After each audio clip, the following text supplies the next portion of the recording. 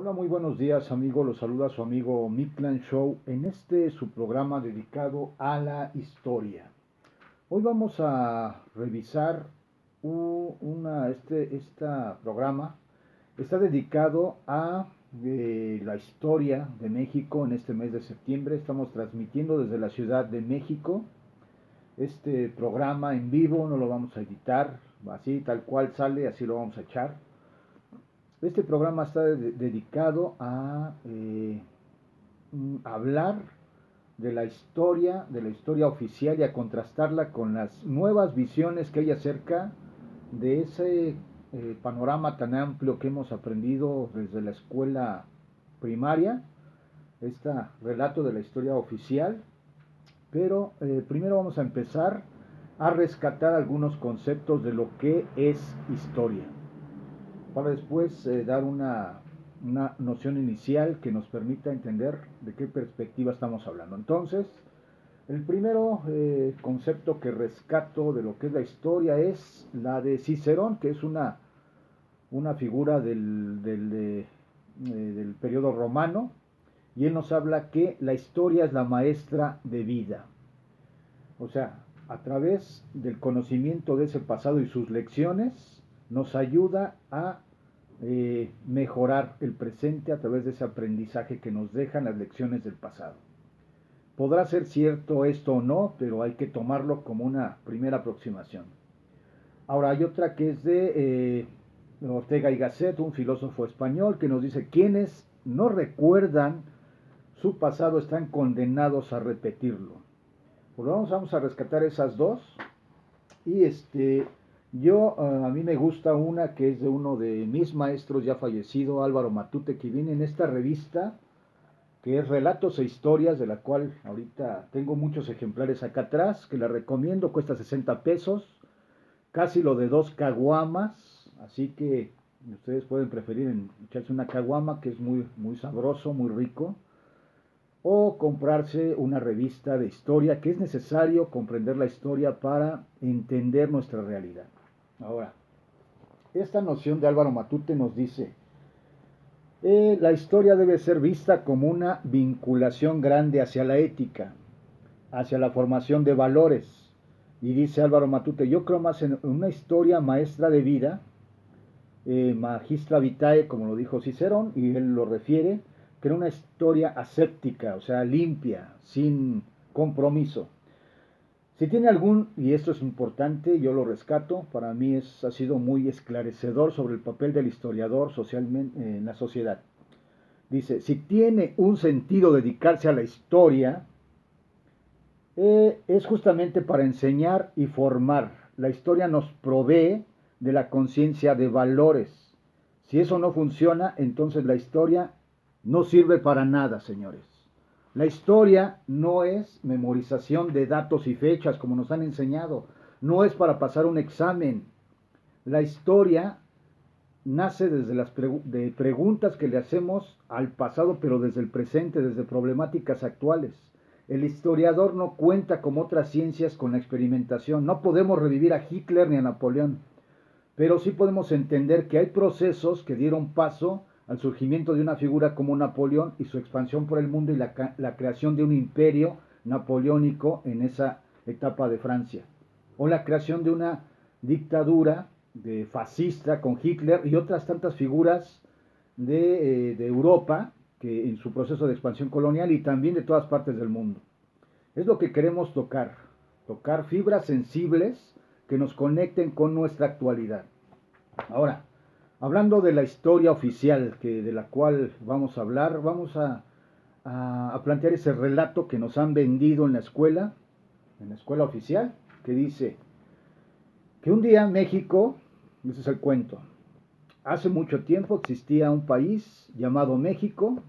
De repente fue invadido en pleno apogeo idílico de esa sociedad fincada en la naturaleza y el amor, etcétera, y las pirámides. Fue invadida por unos malvados españoles que trajeron aquí una época obscura, que es toda la época colonial, en esta perspectiva idílica, y después ese México se independizó. Falso, señores.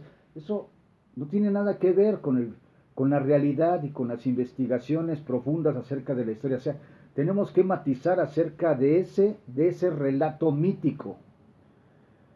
En primera aproximación. México, el México que nos narran en esa visión no existía, no existía México. Había una diversidad de culturas, mayas, mixtecos zapotecas, aquí mismo más cerca los purépechas, los huastecos, pero sí existía un imperio llamado México Tenochtitlan, el imperio mexica, o los aztecas o tenoscas. Hay diferentes formas de denominar, cada una tiene su propia, tiene sus propios asegúnes. Habría que matizar y analizar. Sí existía un imperio mexica que tenía a otros pueblos de aquel entonces como tributarios, los tenía como, como dominio de su expansión, y eso posibilitó que los españoles al llegar pudieran aprovechar ese descontento y ese odio en muchos casos que se le tenía al imperio mexica para poder, a partir de esa división, acercarse a pueblos para combatir a un imperio dominante, que era el imperio mexica. Atrás había quedado una época de esplendor, por ejemplo, maya o mixteco zapoteco. O sea, estamos hablando de un no de México, estamos hablando de muchos grupos en una región que no tenían como nombre México.